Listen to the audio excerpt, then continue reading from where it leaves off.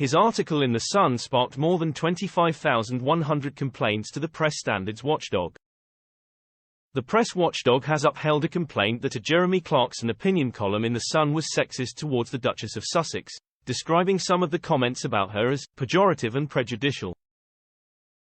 The independent press standards organization, Ipso, also rejected complaints that the piece, in which Clarkson wrote he had dreamed of Meghan being paraded naked through British towns and publicly shamed, was inaccurate, harassed the Duchess and included discriminatory references to her on the grounds of race.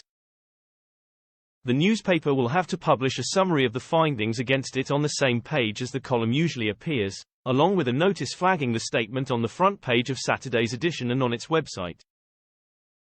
In a statement, the newspaper said it accepts that with free expression comes responsibility, adding it has a proud history of campaigning for women.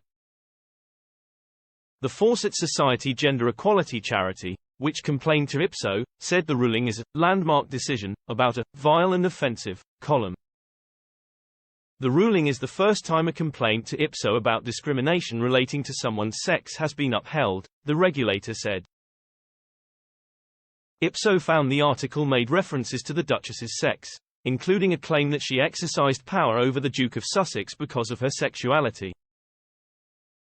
It said this was a reference to stereotypes about women using their sexuality to exert influence, and implied that it was the Duchess's sexuality, rather than any other attribute or accomplishment, which was the source of her power.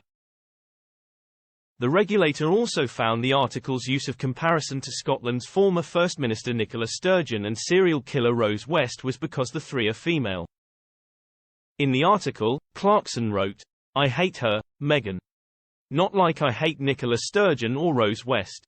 I hate her on a cellular level." Ipso also said Clarkson framed Meghan's position as a specifically female negative role model, when he referred to her influence on younger people, especially girls, and described his dream of her being publicly shamed in the streets of Britain as a form of humiliation and degradation. It said, Ipso considered that any of these references, individually, might not represent a breach of the code.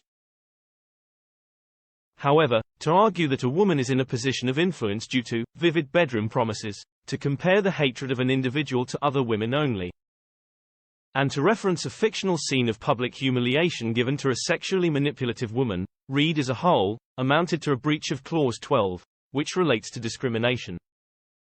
Ipso therefore found that the column included a number of references which, taken together, amounted to a pejorative and prejudicial reference to the Duchess of Sussex's sex in breach of the editor's code.